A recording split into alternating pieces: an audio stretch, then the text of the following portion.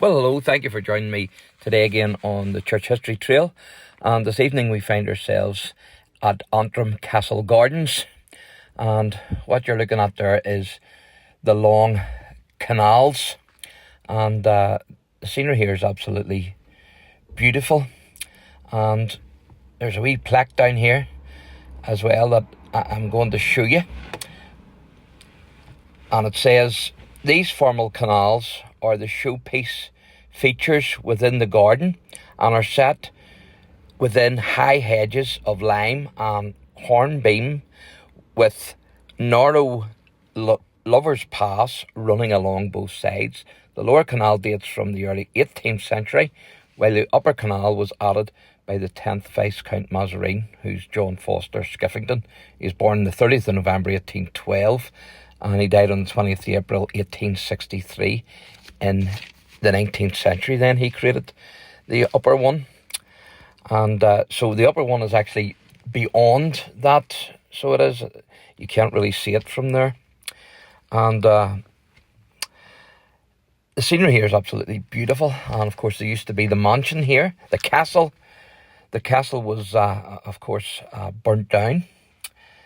But the castle was just over that direction there. There's still the markings of where it was. It's marked out, but there's nothing left of it except one tower, and that's it. And down, the trees are lovely there, but on through the trees is a Norman moat and bailey, believe it or believe it not. So lots of history here with this castle and with the castle gardens, you know. And where I'm going to take an eye is to the Massereene family graves, which now occupy the site here.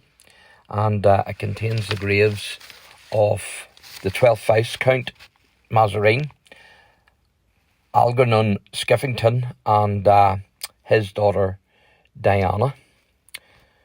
And that's them just in front of us there. So absolutely beautiful, isn't it? And of course this is a park today. People walk their dogs here today. They have picnics here. They cycle here. They run here. There's a coffee shop here. And of course you've got the buildings as well, which is fantastic. So I'm going to take you over here and let you see these.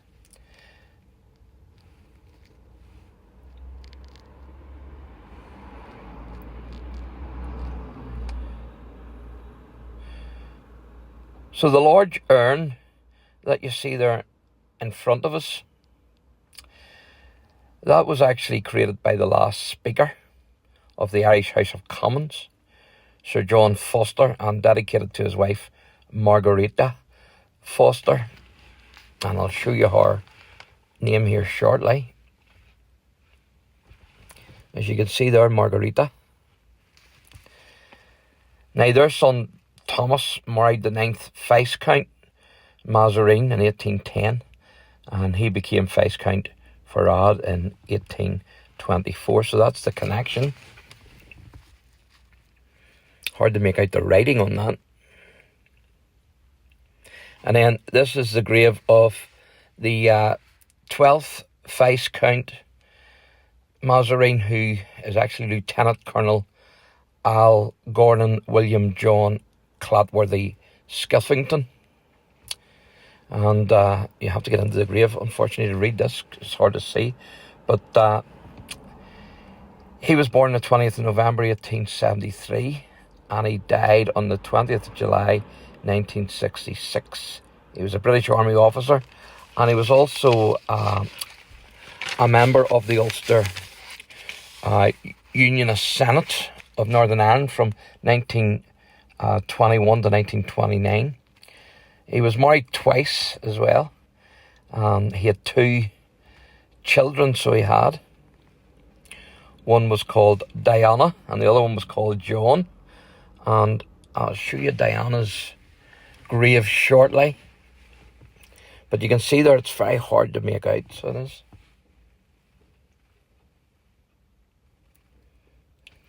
But that's the man anyway.